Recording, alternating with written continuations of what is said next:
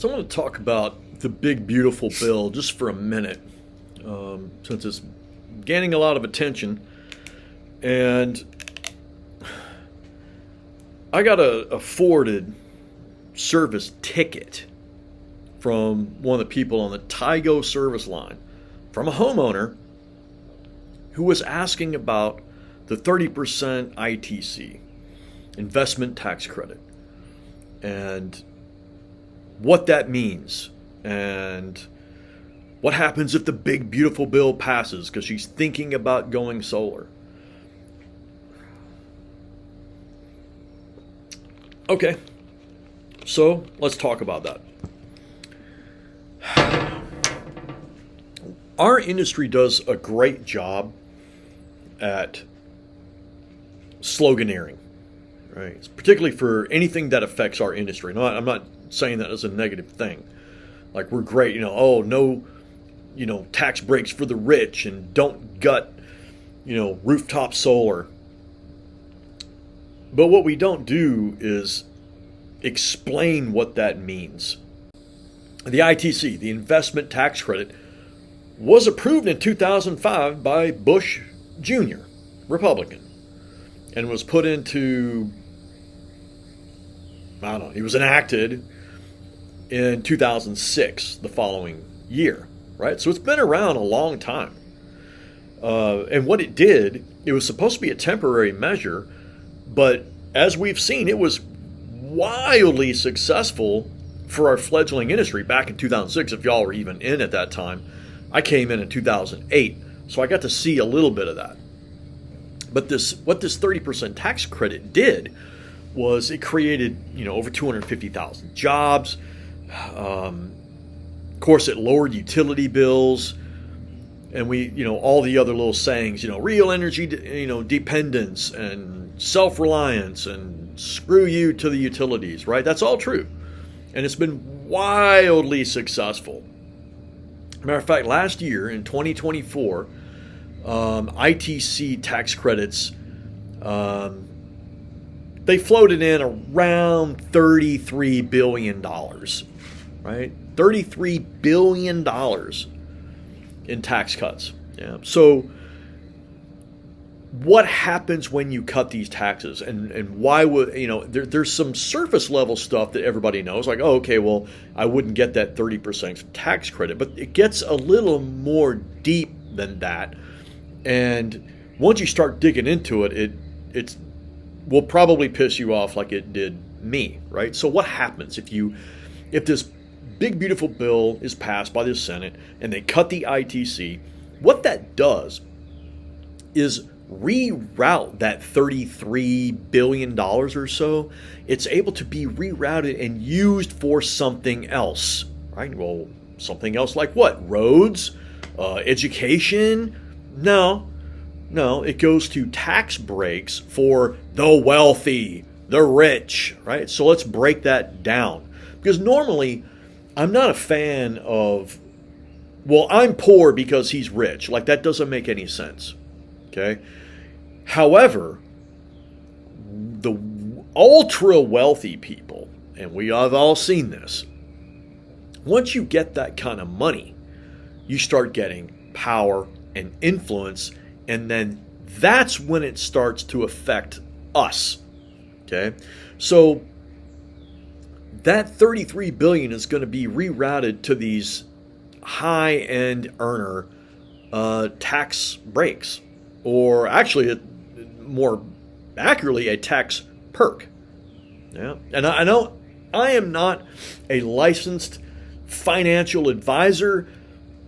None of that. Okay, I just know how to read and interpret data, and then express that so other people like me can understand it, right? And again, I'm not an expert. I'm not a plumber, but if I see water spraying out of an electrical outlet, I know that's fucked up. What it will do is it will, first of all, it will increase the SALT cap, so state and local taxes, which are what the rich really benefit from on these loopholes, right? And again, I don't blame them for this. If I had that kind of money, I'd want to protect it too. And they're just using loopholes in the tax code to be able to do this. So if you don't like it, then you vote for people that want to change the tax code. But good luck with that, because all these fuckers take advantage of it. It doesn't matter if they got a D or an R in front of their name, they take advantage of it. But however, if this BBB goes through, then the top bracket Trump tax cuts from before will become permanent. Okay, and so all these other loopholes will stay wide open. Then say, okay, well, who cares? Well, let's look at some concrete examples of losses related to our industry. Okay, so we'll look at a residential system. We'll just say $24,000 because it's still kind of early here and we'll make the numbers easy. So $24,000, 30% of that would be $7,200, right? So the government since 2006 has not written one single check for the ITC. They don't write checks, and that's something that some people don't understand. That's not a 30% thing that comes back to you like, woo, freaking beer money, new grill. Like, that's not what it does. Okay, what that means is that if you owe $7,200 on your taxes for that year, and you have that 30% tax credit, that $7,200 tax credit is applied to your taxes. So you basically don't pay any taxes. If you owe $5,000, well, then that other $1,200 carries over to the next year. Okay, you're not getting any money, you're just paying less. Okay, so that's a huge distinction. Okay, and so as you can see, 30% for a commercial job that's $500,000, that's $150,000 that they don't have to pay in taxes, right? So, okay.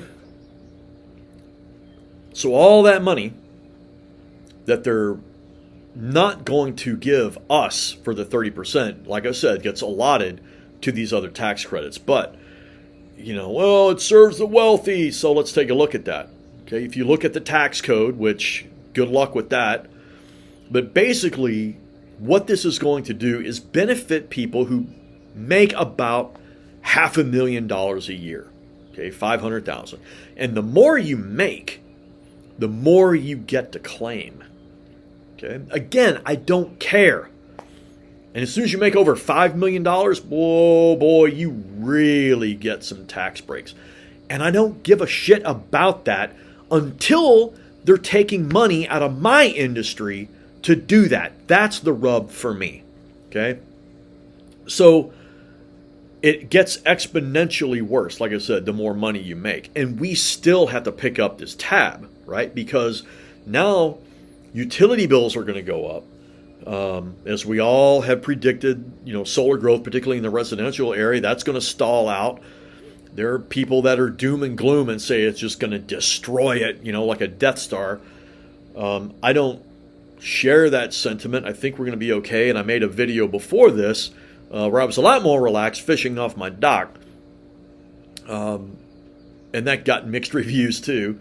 But we can all agree that utility bills are probably going to go up. There's probably going to be fewer solar and construction jobs that will benefit from this. It's just not good. It's not a trickle down solution, right? It's a siphoning up solution, and it's not fair. And like I said, well, life's not fair, and that's true. But fossil fuels are getting paid on surface 10 to 15 billion a year. Okay, and worldwide on the other end, they're getting $7 trillion in subsidies. And I think fossil fuels have established themselves as a legitimate form of industry in the last, 120 fucking years. And so now solar, who's like on life support right now, is getting our subsidies taken away. Our incentives are axed, but boy, they drill, baby, drill. Right? So there's got to be a middle ground between everybody gets them or nobody gets them. And I used to stand on that stump, but it's a little more nuanced than that, right? I'm not a big fan of the slippery slope, but I'll entertain it. I mean, if they're going to cut our ITC, then what else is next, right? EVs? Well, you go on LinkedIn, there's all kinds of EV stuff. You know, one day I'll get my Rivian. But boy, if they cut tax breaks for EVs, that's probably going to do it for me. If those go away, that's going to affect people negatively. Like down here, the people that only make 60 or 70 grand a year, that's who it really affects. And this whole getting rid of the ITC just furthers the notion that, oh, that solar and EV shit, that's only for rich people. And there is some blame for our industry, right? The people who only sold solar on ROI, and they relied heavily on the ITC for that 30% to get that 3 to 5 year payback. As soon as that goes away, well, Solar Bros and everybody else, they don't know what the fuck to do because now they lost the biggest selling point that they had. And this isn't fiction. This happened last year with the NEM 3.0 in California. Right? So, oh my gosh, I don't know what the hell to do now because I can't pump this 3 to 5 year ROI, and because ROI is the only fucking thing that matters to some people, even though you may finance a $50,000, $60,000, $80,000 car, you'll finance that. You don't give a shit about ROI. But for some reason, shelling out 20, 30, 40K for a solar system, well, that's got to have a 3 to 5 year ROI. Otherwise, it has no value. Okay, so we shot ourselves in the foot over that. So even if you never put a solar system on your roof, this should piss you off. It's your money. It's the grid. It's your utility bills. And it's your future. It's our future that's on the chopping block for whatever they want to cut next. Yeah, so that's it. Hope that wasn't too much of a rant. I hope some of that was intelligible enough for you to be able to talk to somebody else about why the wealthy are getting this tax break. It's not just a slogan. It's not just something that we made up to rile everybody up. Like, it's true. So I'd love to hear your thoughts on it. Put them down in the comments. See ya.